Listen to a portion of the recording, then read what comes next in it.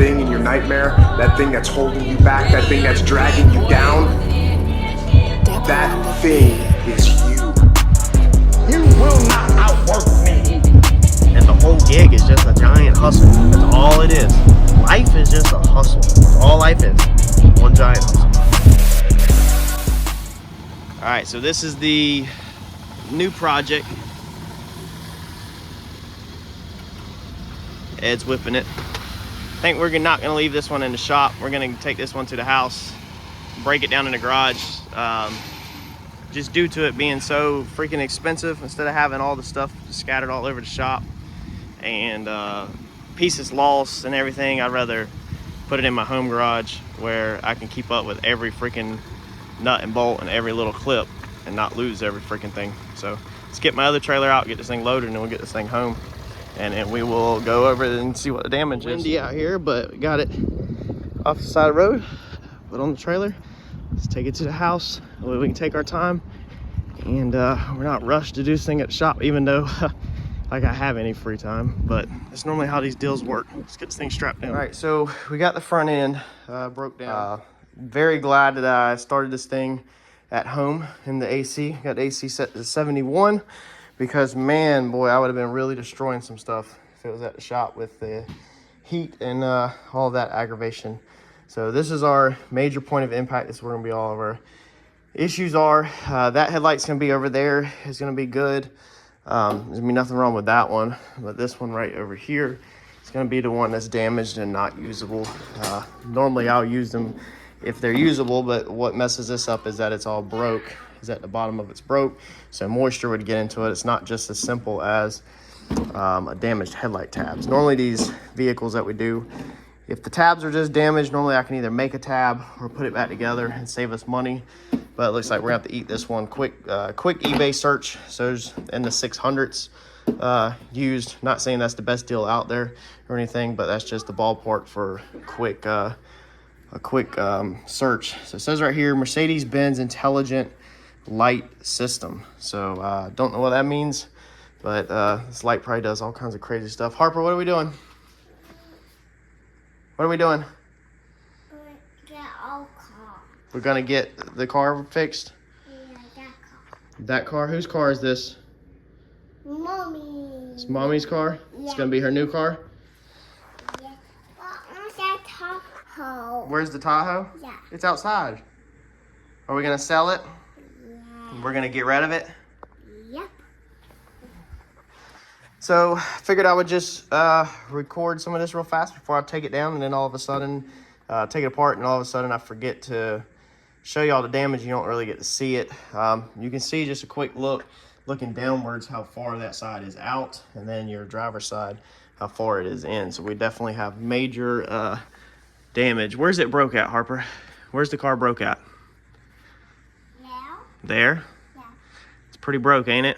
Yeah. Who's gonna fix it? Daddy? Daddy's gonna fix it? No, Mommy. Mommy's gonna fix it? Oh, that's what I like. I say while you're at school and Daddy's at work, Mommy fixes all this out here. Does that sound good to you? I'm going to fix it. Oh, you're gonna fix it? Yeah. Yeah. You're gonna fix it? Yeah. Okay. So we're gonna get this broke down and start just combing through it and seeing what is damaged. First glance, I can definitely say that this header panel or radiator support, however the Germans refer to it, it's probably gonna be referred to as radiator support, is definitely 100% toast. It took a pretty hard hit right here and shattered a bunch of stuff. So the trick with this stuff, when you don't have no diagram or nothing and you're kind of DIYing this stuff at your house, is literally just to take it apart and then just start chasing part numbers or parts and figure out what you got, because we don't have no diagram to go off of or anything to reference, and I've never in my life took one of these apart. So this is just kind of like learning as I go. Partially I was sitting there taking that apart on the other side, and I was like, I don't know how I got stupid enough to do this stuff, to enter into this stuff with no fear or worry at all, and just basically wing it and say, well, I'll figure it out. So that's how my mindset is on all these. So I'm gonna get these broke down. We're definitely gonna need a washer reservoir, right, Harper? Yeah. That's the least of our problems, though. Probably a busted radiator. Let's get it taken apart. Are you taking that apart, Harper? Yes, I do. You're gonna take that apart? Yeah. Did it come apart? Where's the bolt at? A bolt? Yeah. Did you get it? Yeah, I'm a bowl? That's your tool. Oh, that's not cool. Oh, I like it. You're fixing it? Okay. Well, I'm gonna just look at trying to figure out what's damaged and let Harper break this thing down. All right. So it don't look like much, but we're making progress little by little. There's a lot of hidden bolts in these front ends. I mean, I've never took one of these apart. So I'm literally doing this the same way y'all would right here in my home garage, DIY with no special tools. So as you've seen a second ago, this impact bar over here was squished back pretty bad, really bad. And it had the washer reservoir crunched in there. Now the problem with that is that you need to get these bolts on this crash bar to get this crash bar off, to get this header panel off. So normally I would just take the frame rack, hook a chain behind it, pull it out of my way, but this is DIY at home. Literally no special tools. I have less tools here than I do at the shop, specialty stuff. So just a normal cut-off wheel up there, cut it off, cut it right here on the wing, because normally these crash bars always have a wing that stick out past, man, there's water everywhere, that stick out past the thing.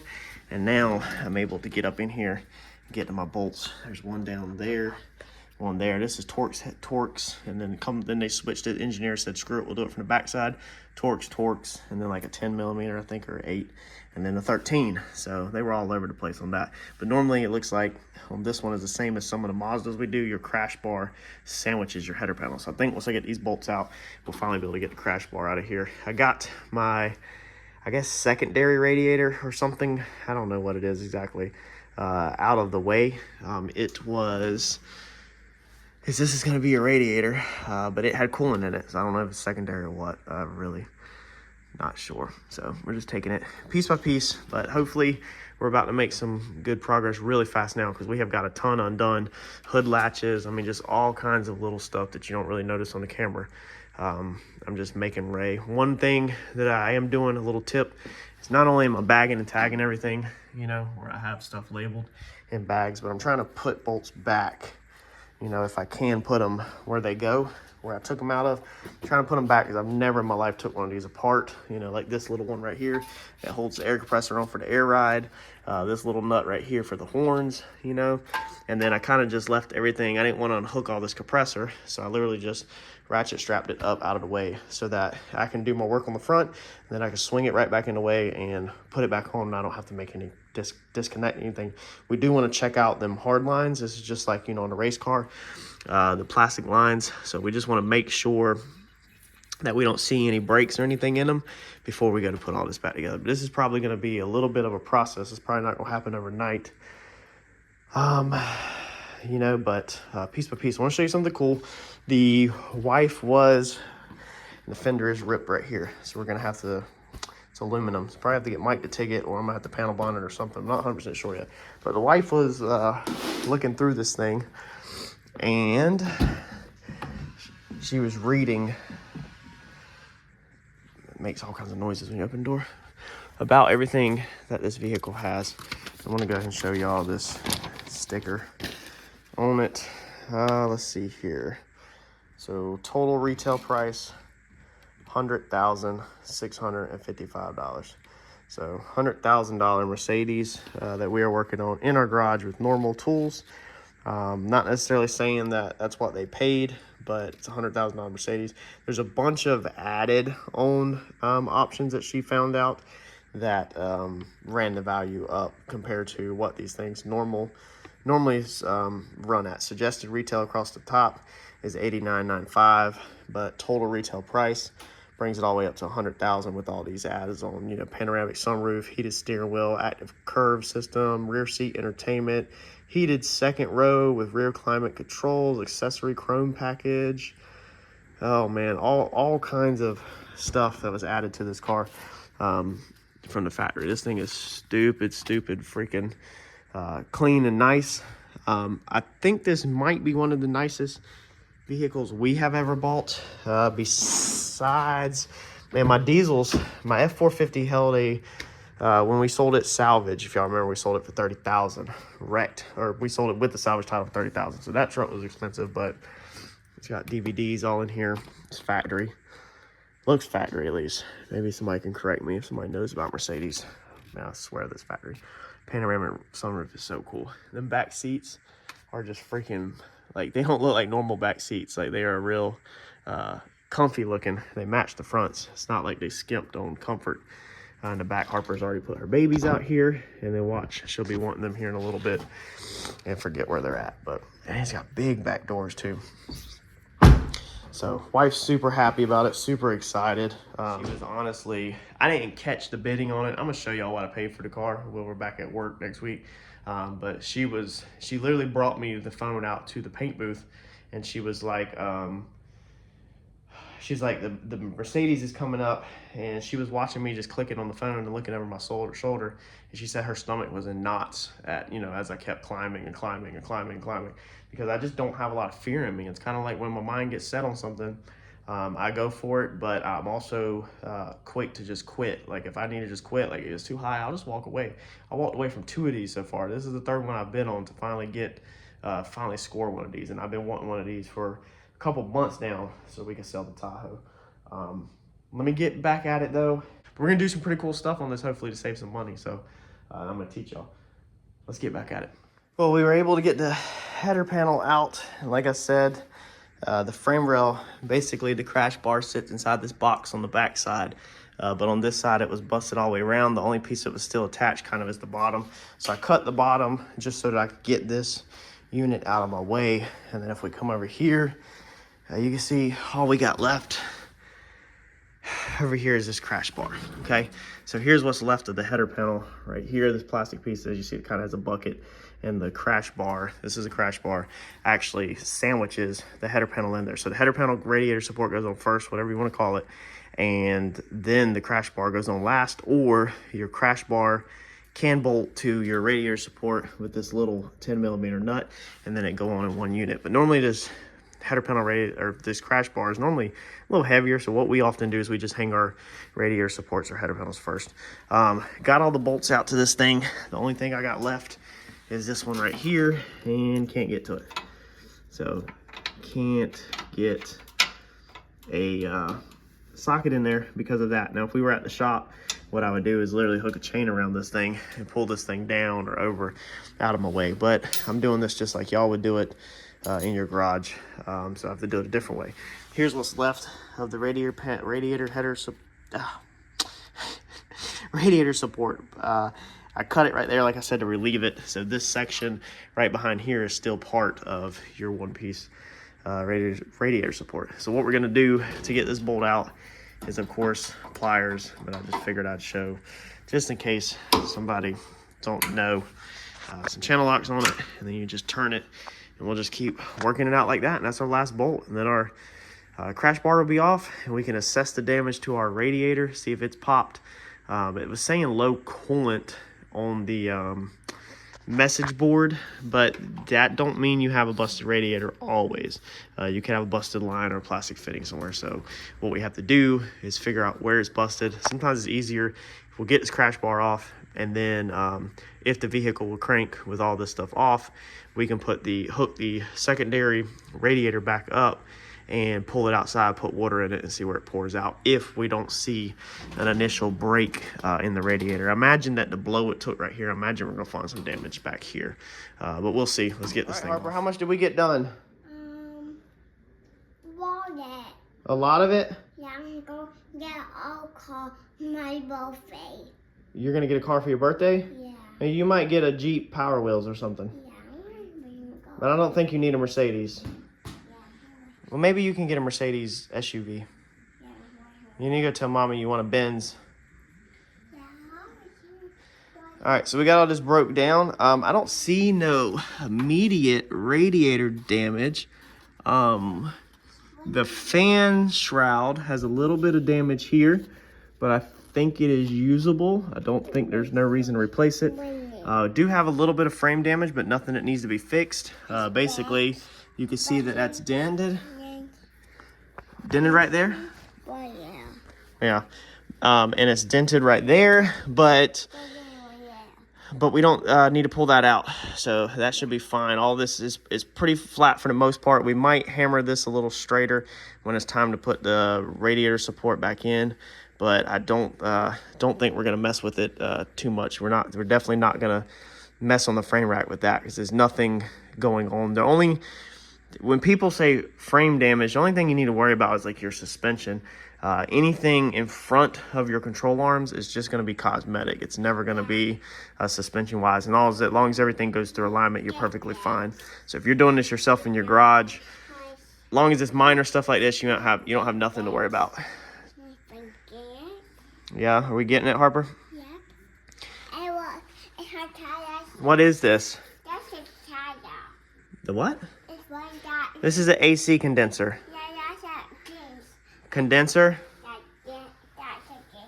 Good job at trying to say that. That's what a car. So when we pulled the lines over here,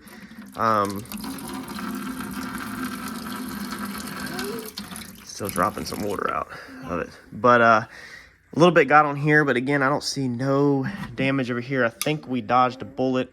Feels like maybe the little nipple on the bottom of the legs that sit in the radiator in the header panel maybe broke off, but normally we can make that work. Again, there's no reason to replace it over that. Let's see here. All of that stuff looks good.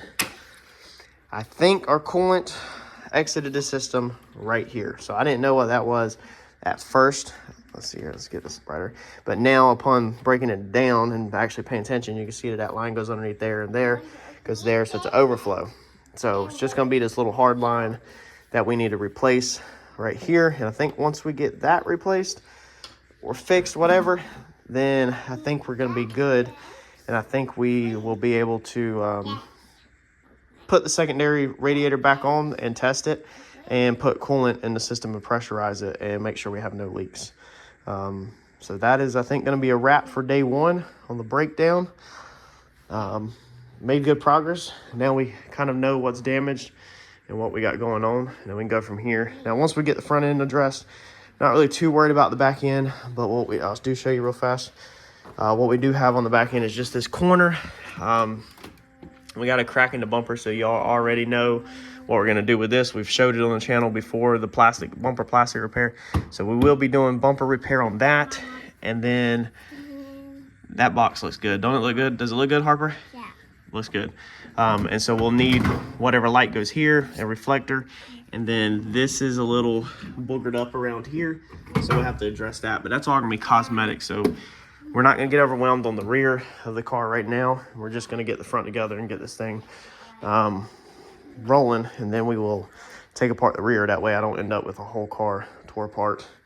This side, these tabs look like they could be back a little, so we might need to take a pipe wrench and kind of pull these forward and straighten them out probably. But good progress for day one. Give me a high five, Harper. Good job. All right, y'all. Hit the subscribe button if you already haven't. Watch out for this playlist. We'll keep adding the vehicles or the videos to this vehicles playlist as we do this repair. And I'm gonna try to do pretty much everything right here in the home garage. Of course, we'll be taking the bumpers to the shop to get them painted. But I imagine, you know, either y'all would be painting them in your home garage also, or y'all be taking them to a body shop to get them painted too. And then you'd be assembling in your home garage. So hopefully this video is going to be as relatable as possible to a DIY guy at home in their garage is the goal for this. You good, Harper Joe? Yeah. All right, me and Harper's done for today. All right, so as you see, it's Saturday morning. I'm about to actually leave and go work on Randy's car, but I come out here and work on this thing. Been out here for about 45 minutes. Got it cranked this morning back up, and battery still did not charge overnight, so still fighting with that. Some of these batteries, when they go this dead, it's hard to bring them back on these smart chargers. So I think we're gonna bring home the old school dumb charger that just kicks 12 volts non-stop and force charge it up enough for the smart charger to take over. But had it running, I've pulled the fans and everything out. We had water pouring out of the bottom, or not pouring, but it was definitely steady flowing out the bottom. As you can see, she's still dripping. And what it is it's coming off of the harmonic balancer. It's dripping off the harmonic balancer. So we also have another drip right here on this side that's steady. Now there's nothing hooked up but the lines over there. So that tells me that more than likely my radiator's definitely cracked somewhere. I just don't see it right now. But I do have these spots right here, even though they look okay, it don't really look like it got the bars, but I guess it could have. If not, that actually might be it right there. So it looks like it's maybe broke the seal right there around the top of that. So either way, definitely gonna be a radiator. But then my other line, I couldn't figure it out. So there's my harmonic balancer. So we come down here, and there you see it dripping underneath there. Okay, bam. Got another plastic line. So I just pulled the sticker off that was right here, took it inside. We're gonna look the part number up, see what this thing is, and that should be it, hopefully. So hopefully we'll be able to go ahead and order our line across the top. I did repair that this morning with some hot glue, a rubber hose, and then heat shrink over the fitting and the rubber hose.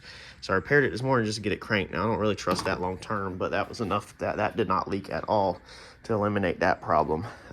So we're gonna get that line ordered, and a radiator ordered, and then I think we'll be good to go. The fan, you know, of course the insurance company was putting markers and doodling all over it because it's got like these cracks right here around the edge. But them cracks don't do nothing. They just, I mean, that's just what the fan, like them areas don't really do nothing. That's just where the fan rides inside of. So the fan works perfectly fine. We're not gonna replace that. We don't replace parts over dumb stuff on my personal vehicles. So yeah, making grounds, figuring out issues. How cool is that? So we're gonna work on Randy's car. This thing, I guess, is gonna be done for the weekend. I've got these lines unhooked right here. Trans lines, I think, are oil coolers, stuff like that. So I think this car is gonna be done for the weekend till I get some parts in this week. So let's go help Randy.